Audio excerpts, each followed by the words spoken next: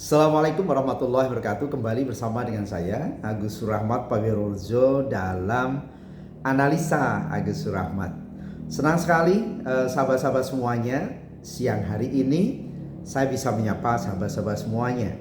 Masih dalam diskusi berkaitan dengan PIK 2. Ada berita yang menarik di mana Majelis Ulama Indonesia Provinsi Banten ya itu memberikan dukungan terhadap pembangunan PIK 2 dengan alasan yaitu mampu menyerap tenaga kerja kurang lebih 50.000. Kita baca dan kemudian nanti kita tuntaskan setuntas-tuntasnya ya berkaitan dengan pembahasan ini.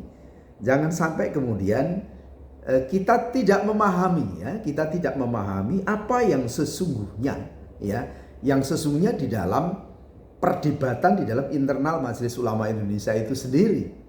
Karena saya yakin ada dua pendapat ya, setelah Majelis Ulama Indonesia provinsi Banten itu menyatakan dukungan, maka ternyata di waktu yang berbeda ya Dewan Pertimbangan itu menyatakan bahwa itu adalah pendapat pribadi ya. Kita baca ini dari Gelora News ini bulan Januari ya, tanggal 10, berarti kemarin ya, beritanya kemarin pada hari Jumat. Kita baca, nanti kita bahas bersama. Majelis Ulama Indonesia Provinsi Banten mendukung kelanjutan proyek strategis nasional Partai Indah Kapuk II.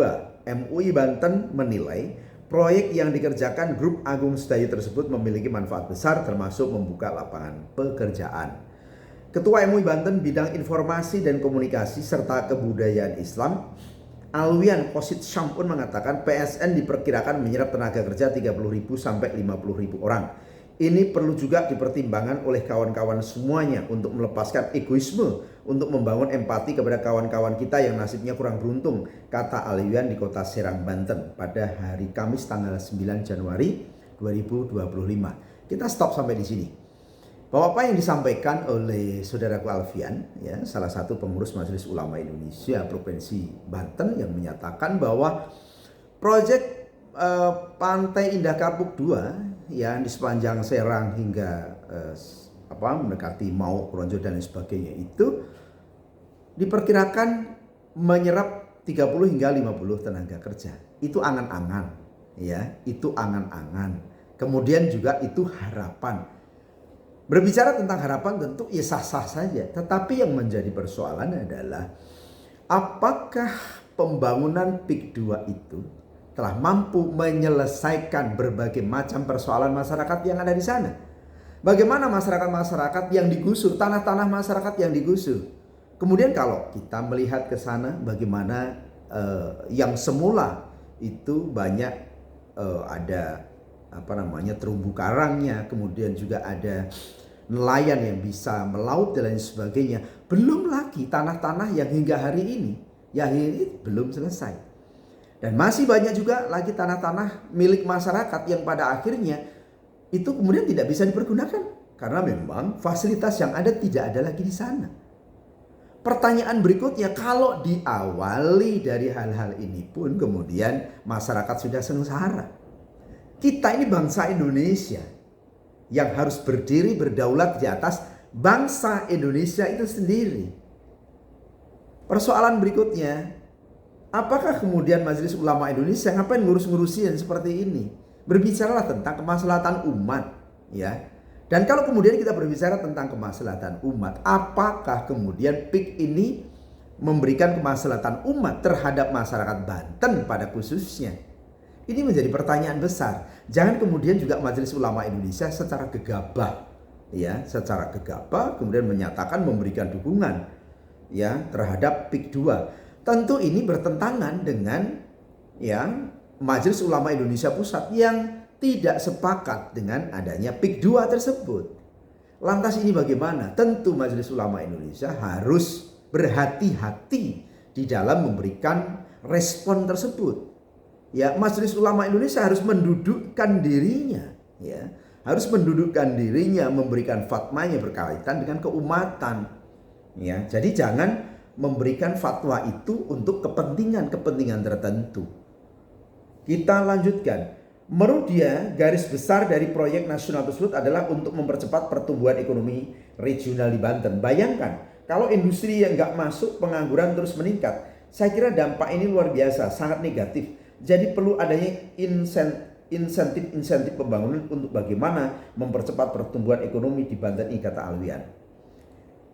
Tentu ini menjadi pertanyaan kita. Kita sepakat bahwa Banten itu menjadi gerbang untuk investasi di Indonesia.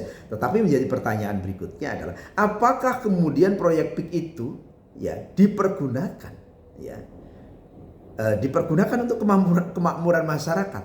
Kita tahu Presiden Prabowo Subianto hari ini itu mengevaluasi PSN melalui Pak Dasko jelas sekali mengatakan bahwa Pak Prabowo Subianto akan mengevaluasi proyek strategis nasional yang apakah itu memberikan ruang, memberikan juga manfaat bagi masyarakat bangsa Indonesia ini atau tidak. Jadi jangan kemudian Majelis Ulama Indonesia Provinsi Banten yang seharusnya berdiri duduk bersama dengan masyarakat. Jangan kemudian aneh bagi kita juga ketika di saat banyak masyarakat menolak di saat seluruh masyarakat, hampir semua masyarakat di Banten itu menolak adanya PIK 2 tersebut. Justru Majelis Ulama Indonesia kemudian justru memberikan sekali lagi Majelis Ulama Indonesia Provinsi Banten kemudian memberikan dukungan. Nah, ini berbeda dengan berita yang juga pengurus dari Majelis Ulama Indonesia. Nah, ini penting saya harus sampaikan agar tidak terjadi simpang siur kayaknya saya kenal ini Saparudin kalau nggak salah, Kiai Saparudin. Pernyataan MUI Banten dukung PSN PIK 2 merupakan pendapat pribadi jadi Radar Banten, Ketua Majelis Ulama Banten bidang informasi ini apa nih seorang anggota ini menimbulkan pro kontra. Salah satunya dari salah seorang anggota Dewan Pertimbangan Majelis Ulama Indonesia Provinsi Banten, Udin Saparudin. Saya kenal baik dengan beliau. Apa yang disampaikan secara langsung oleh Saudara Alfian, penyampaian mendukung PSN PIK 2 adalah pernyataan bukan atas dasar penyampaian dan institusi organisasi Majelis Ulama Indonesia Banten ungkap Udin via pesan suara kepada Radar Banten pada hari Jumat 10 Januari 2025. Udin mengungkapkan Majelis Ulama Indonesia Banten belum pernah mengadakan rapat internal membuat kesepakatan dukung-mendukung, bahkan Ketua Umum MUI dan Ketua Dewan Pertimbangan MUI Banten pun belum pernah mengadakan pertemuan untuk memberikan dukungan dan kesepakatan tersebut. Maka apa yang disampaikan oleh Saudara Alwian dan kawan-kawan itu adalah bukan keputusan MUI Banten, tapi itu adalah bersifat perseorangan pribadi yang mengatasnamakan MUI Banten. Maka dengan itu mengklarifikasi pertanyaan itu adalah pernyataan yang bersifat pribadi yang melegitimasi nama MUI Udin. Sahabat-sahabat semuanya, tentu ini menjadi penting, menjadi bahan bagi kita, dan seharusnya pertanyaan kita, Majelis Ulama Indonesia Provinsi Banten harus memberikan klarifikasi secara resmi. Ketua Umum Majelis Ulama Indonesia harus tegak berdiri bersama dengan pengurus yang lain untuk memberikan pernyataan resmi apakah yang disampaikan itu betul atau tidak, apakah ini pernyataan pribadi atau tidak. Jangan-jangan kemudian ketika Majelis Ulama Indonesia Provinsi Banten mendiamkan, kita patut menduga ada apa. Sudahlah, kita berharap Majelis Ulama Indonesia itu fokus berbicara tentang keumatan.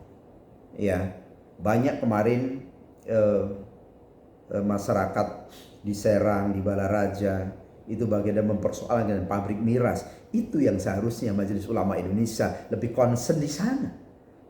Jangan kemudian ini justru ketika adanya PIK 2, kemudian justru icak-icak seperti ini akan menimbulkan kontraproduktif di tengah masyarakat. Di saat masyarakat yang bermukim di sana, mereka banyak yang mengeluh, banyak yang belum mendapatkan ganti rugi. Kalaulah ada yang sudah mendapatkan harganya tidak sesuai, Dan hari ini kita dengar apa itu KKM atau apa itu saya apa KK apa itu sudah nanti juga kita tayangkan. Ini saya baca aja.